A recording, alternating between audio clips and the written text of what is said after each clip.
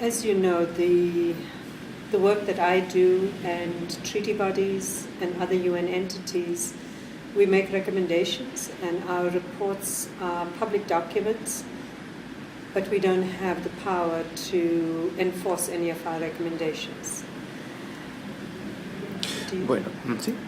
Bueno, como usted sabe, el trabajo que yo hago y el trabajo que hacen otras entidades internacionales como la ONU, al final lo que hacemos son recomendaciones. Y esas recomendaciones son documentos públicos, pero no tenemos nosotros el poder para introducir o hacer que se cumplan esas recomendaciones en esos países. Having said that, our reports, because they're public documents, they serve to generate information and knowledge outside of that country. And in one sense, I suppose, as a human rights activist, one would say they do the job of naming and shaming certain countries. Bueno, entonces, como se puede decir, nuestros informes sí hacen el trabajo de generar información y conocimientos fuera de esos países. Entonces, hasta cierto punto, cumplen una función de nombrar y avergonzar a los que hacen esas cosas.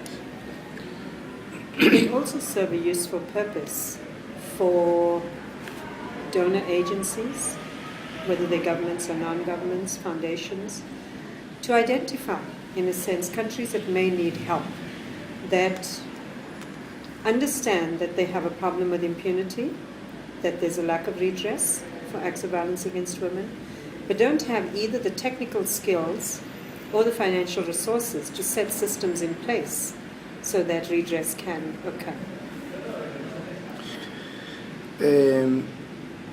También ayuda para, por ejemplo, agencias que pueden terminar donando, para fundaciones, para países que pueden necesitar ayuda, y eso es muy importante para la impunidad, porque esos países que pueden necesitar ayuda y que no tienen ni los conocimientos ni los recursos financieros para introducir las cosas. Entonces, en ese sentido, son importantes, son útiles. Aparte de este rol, por parte de ¿cuál es el rol de las Naciones Unidas? ¿Cuáles son las otras funciones? Apart from that, what are the other functions of the United Nations apart from what you've just said? En el femicidio. Against feminicide. I think setting international norms and standards. El establecimiento de normas y estándares internacionales. That would happen largely through the treaty bodies, through the resolutions of the General Assembly, the Security Council, the Human Rights Council. Bueno, y eso sobre todo mediante los organismos de tratados, sobre las resoluciones del Consejo Nacional, del Consejo de Seguridad, etc. Y las recomendaciones que se dan, las resoluciones que se hacen. So our recommendations, and I'm going to speak about my mandate. My mandate does 4 different things in terms of how I meet my objectives. One is through a thematic report that I present to the Human Rights Council every year to push the conceptual understandings on violence against women in its numerous manifestations. Bueno, mi mandato, yo puedo decir, el mandato que yo sigo, que yo tengo, hace 4 cosas. Primera, un informe temático sobre el tema de la violencia. Primer punto. That's the first point. The thematic reports are an educative tool for both states and non-state actors. Que son una herramienta de educación para estados, para los estados y para las agencias. The second aspect of my work is country missions. Y el segundo aspecto son las misiones en los distintos países. And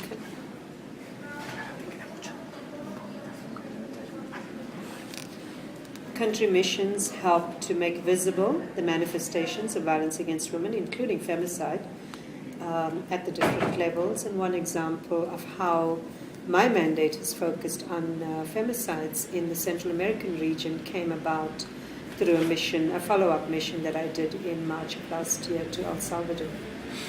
Y en esa cuestión de las misiones a distintos países, eso lo hace visible a distintos niveles. Y, por ejemplo, puedo hablar de un caso concreto de una misión en Centroamérica el año pasado, donde hace más visible ese tema de la violencia a distintos niveles.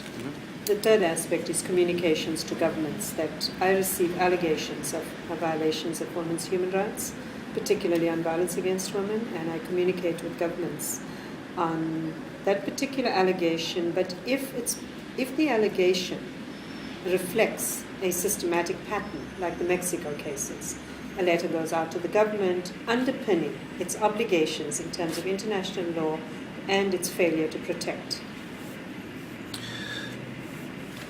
Y el tercer aspecto son comunicados a los gobiernos, por ejemplo, respondiendo a acusaciones, a alegaciones que se han hecho, y si eso refleja una pauta sistemática, como por ejemplo México, el caso de México y Ciudad Juárez, entonces nuestra recomendación va con una carta, un comunicado directo a un gobierno, señalando esto y pidiendo por favor que actúen.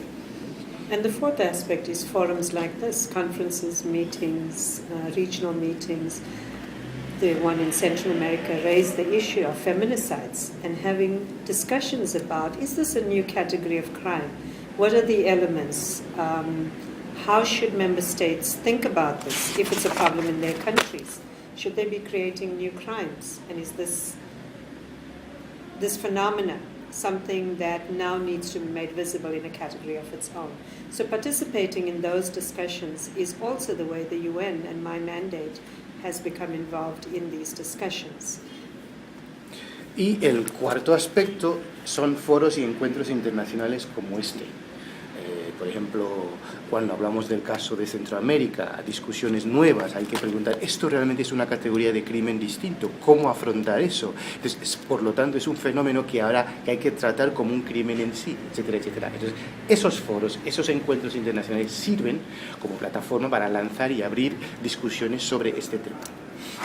My mandate reports to 3 different UN entities. Y yo tengo que informar a 3 distintas entidades de la ONU. So I report to the Human Rights Council, El Consejo de Derechos Humanos, to the General Assembly, la Asamblea General and the Commission on the Status of Women. y a la Comisión sobre el Estatuto de las Mujeres. And my reports are shared with all 3 bodies. Y esos mis informes se reparten entre esos tres organismos distintos. So it's another way of creating awareness within the UN system, and through missions, through communications, through reports, other entities within the UN body that are the secretariat, that provide technical assistance, technical cooperations, are then able to, at the national and regional level, are able to pick up on the issues and work with those governments or with civil society in some instances on developing skills, on making recommendations or helping the technical cooperation to pass laws or talking about best practices, etc. Entonces, esto crea un mayor nivel de sensibilización con las misiones, con comunicaciones, con informes. Eso entonces se pasa a través del secretariado y esto lleva a asistencia técnica, asistencia en términos de cooperación, y esto permite el trabajar con con gobiernos, con sociedades civiles para la introducción de leyes sobre esos temas.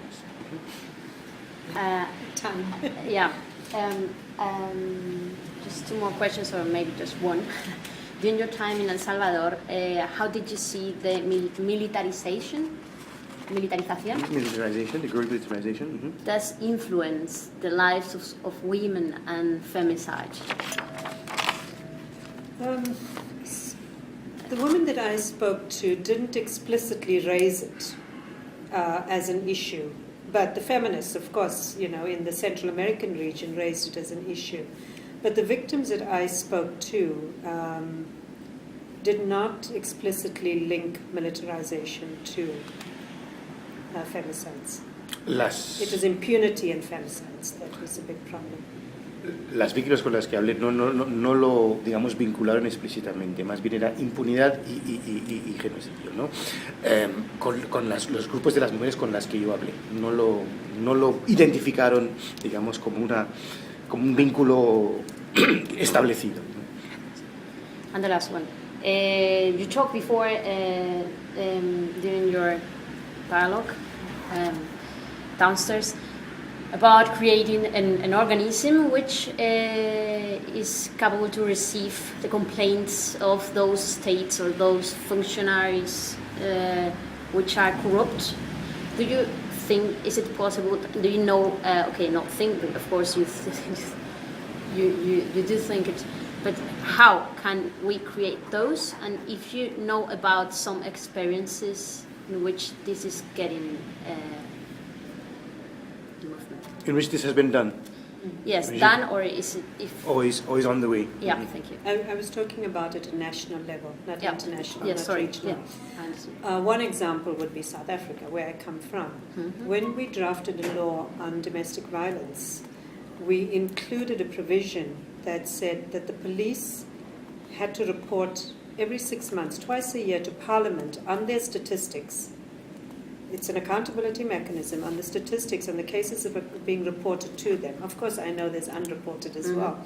But they had to come to Parliament to tell Parliament about how many cases were being reported to them and how it was manifesting, so that the lawmakers would be informed about the prevalence. Secondly, the Independent Complaints Directorate, which is a directorate set up to look at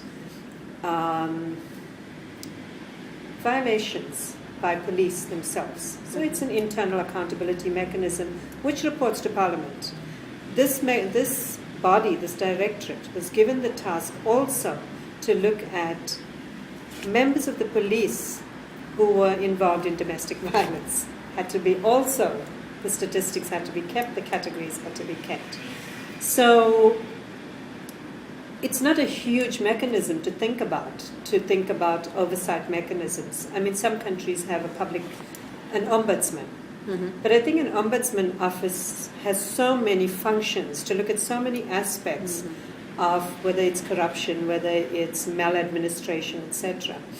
That there should be, in a country where where the statistics are showing a huge problem with violence against women, having a separate directorate, in a sense, whether it's in a women's ministry or whatever, or the police, that reports to politicians, to lawmakers, to the executive, that this is a problem in our country, then law and policy is informed by what is going on the ground.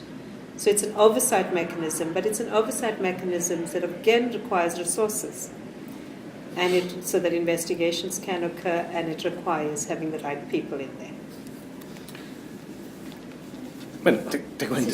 Te cuento. Bueno, por ejemplo, te doy el ejemplo de mi propio país, Sudáfrica, donde hay una ley sobre la violencia doméstica, donde se obliga a la policía a informar cada 6 meses, tienen que ir ante el Parlamento e informar cada 6 meses sobre incidencias de violencia doméstica. Entonces, las personas que son responsables de implementar las leyes son informados sobre esto. Además, hay una comisión independiente que se llama una especie de dirección de quejas, que es independiente, sobre violencia perpetrada por la policía. O sea también entonces mira las incidencias de policías involucradas en violencia doméstica. Entonces, hay algunos países que tienen además un defensor del pueblo, pero esa función es muy grande, muy general.